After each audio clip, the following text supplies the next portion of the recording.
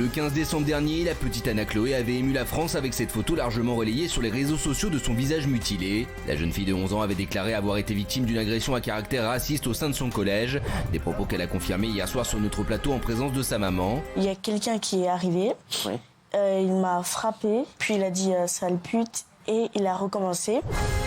Le proviseur et la direction de l'établissement maintiennent quant à eux une toute autre version, dénonçant les propos diffamatoires d'Anna Chloé et de sa mère. Mais dans cette affaire qui dit vrai, ce soir Maître Pérez, l'avocat de l'école, et Maître Batik, avocat d'Anna Chloé, sont avec nous pour tenter d'éclaircir cette histoire.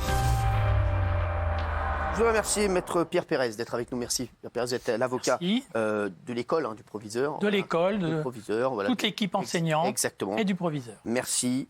Et merci à Maître Mourad Batik qui vient souvent nous voir. Il a beaucoup d'affaires, Mourad. Non, c'est vrai, Maître, vous venez souvent nous voir. De temps en temps, voilà, ça. Exactement. Merci. En tout cas, vous êtes avocat de la famille d'Anna Chloé. Alors, je vais d'abord m'adresser à Maître Pérez, parce qu'hier, on a vu le témoignage d'Anna Chloé. C'est vrai que sur les réseaux sociaux, quand on a vu les photos d'Anna Chloé, forcément, on ne pouvait pas rester insensible. C'est vrai que ça avait l'air extrêmement violent.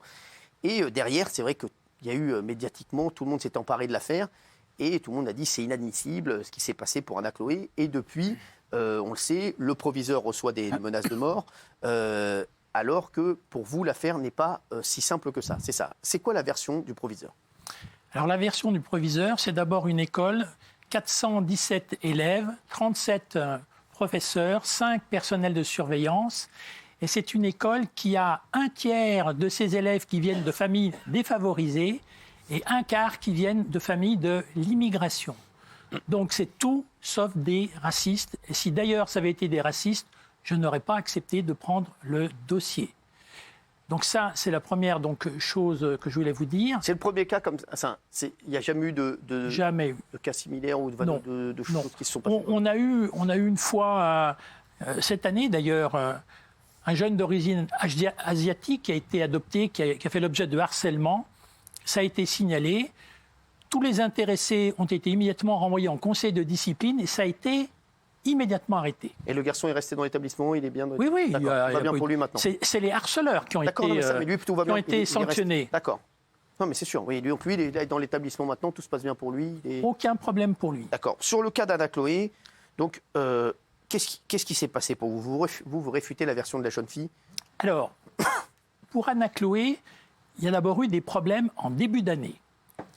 Elle a expliqué qu'elle ne pouvait pas faire ses devoirs ni apprendre ses leçons parce qu'il fallait qu'elle s'occupe d'enfants en bas âge de sa mère.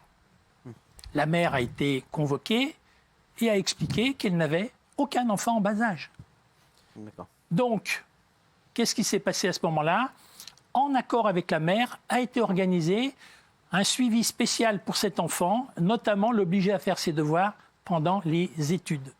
Alors ça a remonté le niveau en partie, pas complètement. Elle a un problème, elle ne fait pas ses devoirs. Pourquoi ? J'en sais rien. Ça, c'est pas la responsabilité de l'école. Donc ça, c'est avant. Oui. Mais ce que je veux vous dire, en début d'année, elle fait un gros mensonge. D'accord. Le 15 décembre, elle est dans la cour. La sonnerie donc sonne. Elle veut rentrer. Alors elle nous explique que un garçon de sa classe l'a tapé 2 fois donc, sur la main, puis est parti devant elle. Et elle partait donc en dernier pour entrer dans la classe. Et à ce moment-là, elle avait d'ailleurs les lacets défaits. Elle court, elle tombe, elle heurte effectivement donc un banc. Elle s'ouvre le visage. Elle est devant 2 surveillants, 4 professeurs et tous les élèves qui rentraient, qui passent devant. Tous disent personne ne l'a poussée. Et c'est bien là le problème. Donc, où elle dit quelqu'un m'a poussé par derrière, mais je ne me rappelle pas qui. Bon, très bien. Elle est prise en charge par un professeur d'éducation physique qui a une spécialité donc, en premier secours. Elle est très bien prise en charge. Les pompiers arrivent.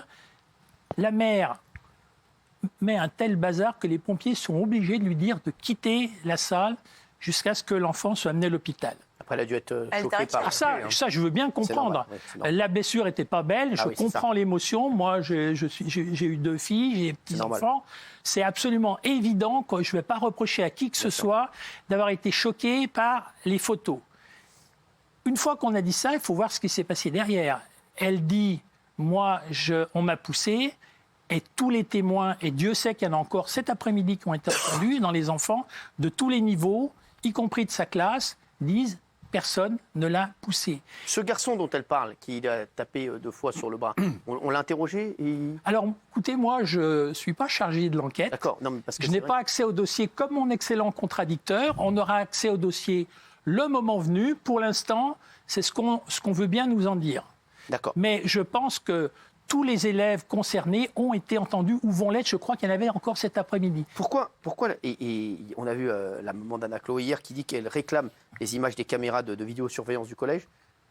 Et pourquoi on ne peut pas avoir accès à ces caméras de surveillance? Alors, il y a plusieurs problèmes. D'abord, c'est des vieilles caméras qui ne font plus d'enregistrement. Alors, il est question de les changer. C'est un budget non négligeable. Donc, elles ne fonctionnent pas. La police l'a vérifié. Deuxième chose, le champ de ces caméras ne permettait pas de toute façon de voir l'endroit où elle est tombée. Elle était par rapport aux caméras dans un angle mort. C'est ce qu'on nous a dit hier. Oui. Troisième chose, moi qui ai créé le centre de supervision de Chambéry, donc où il y a la vidéosurveillance surveillée jour et nuit, donc on ne peut pas remettre à qui que ce soit des enregistrements. On ne peut les remettre qu'à la justice. Donc si ça avait enregistré, ça aurait été donné au procureur. Point final, sûrement pas à elle.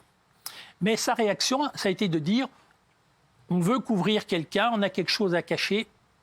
Pour quelle raison on aurait quelque chose à cacher? Est-ce qu'on a pu vérifier si elle avait été victime avant de harcèlement, de racisme au sein de l'établissement ou pas du tout? Hier, les choses ont été très claires. Enfin, l'enfant a dit qu'elle n'a jamais averti donc, le corps professoral et la direction d'un quelconque harcèlement.